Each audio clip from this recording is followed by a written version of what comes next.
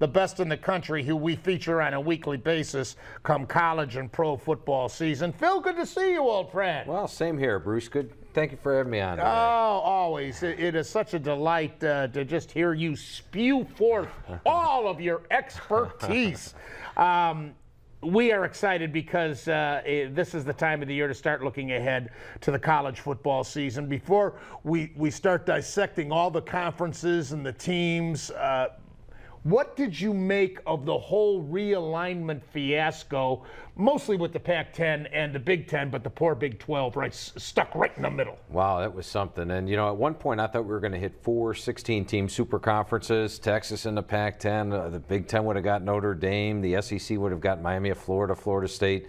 Would have been exciting for college football, but in the same token, Texas traveling up to Pullman, Washington to play Washington State doesn't just grab your fancy. And I'm sort of glad they stuck a little bit in the clusters like they did. And the Big 12's still around, so you still have all the Texas schools together. That's probably a good thing. Do you think they'll still try to expand further, the Pac-10 and the Big Ten?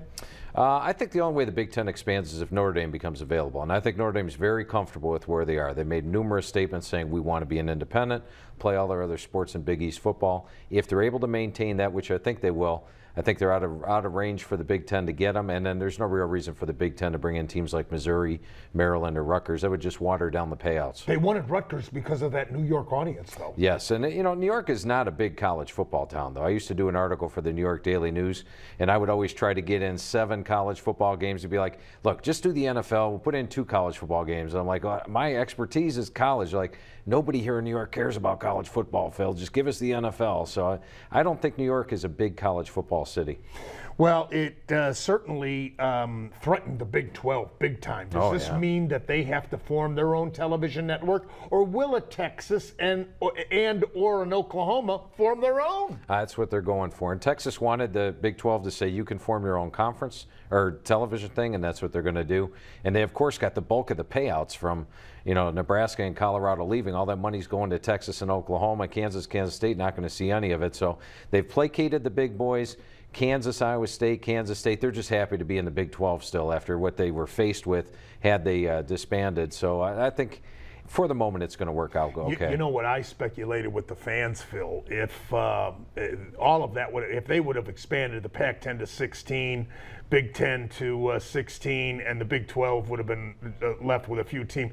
The one school that would have really been screwed was Kansas. Yes. Because here's one of the best basketball programs in the country year in and year out, and they're just left low. I felt sorry for them. They would have been playing in the Mountain West. I think the Mountain West would have grabbed those other ones and tried to get a BCS slot out of it. And, maybe with the Big East falling by the wayside, which they would have if the Big Ten would have gobbled up 3 other teams, there would have been that possibility for the Mountain West to get into the BCS. But a big step down for Kansas, I guess, basketball-wise.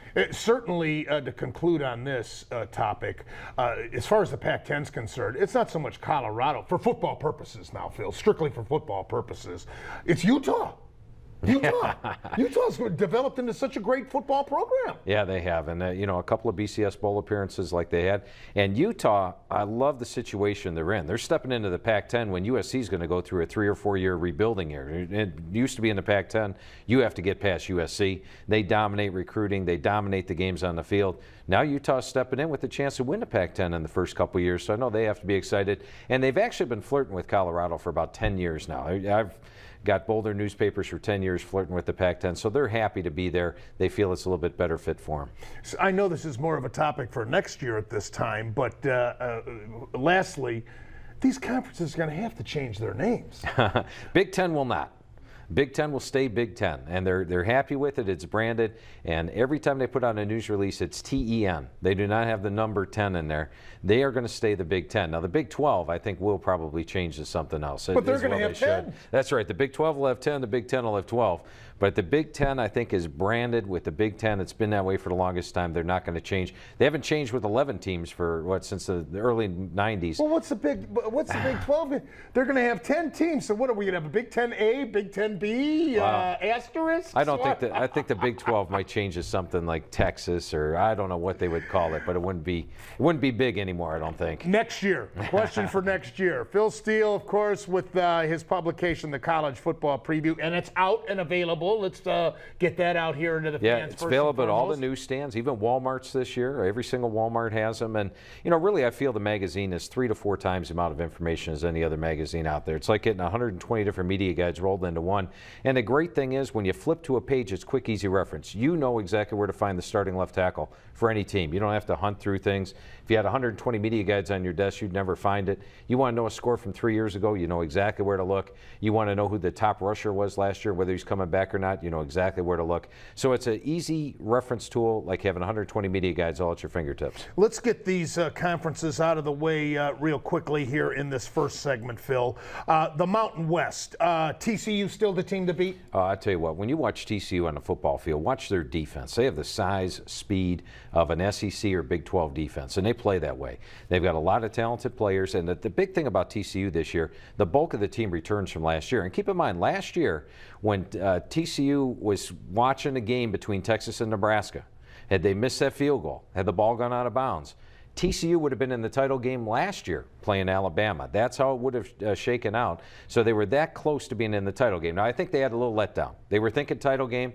They lost to Boise in a bowl game, but they were a big favorite in the game, and I still feel TCU is a better team than Boise last year. When I look at TCU, they do have to play Utah on the road, but 2 years ago when they had to play Utah on the road, I needed Utah to win because I picked Utah to be in a BCS bowl. Sweated that entire game out. I thought TCU controlled the game. Felt very fortunate to escape with the win. Utah's defense not up to par with last year. Andy Dalton's back at quarterback for TCU. The defense is one of the best in the country. And in my power poll in the back of the magazine, I actually rate TCU the 4th best team in the country. It's the first time ever a non-BCS team is in my top 10 of the power poll. I think they run the table, and they're my pick to play in a BCS bowl and have a shot at that national title game if there's a bunch of one-loss teams out there. Wow. Now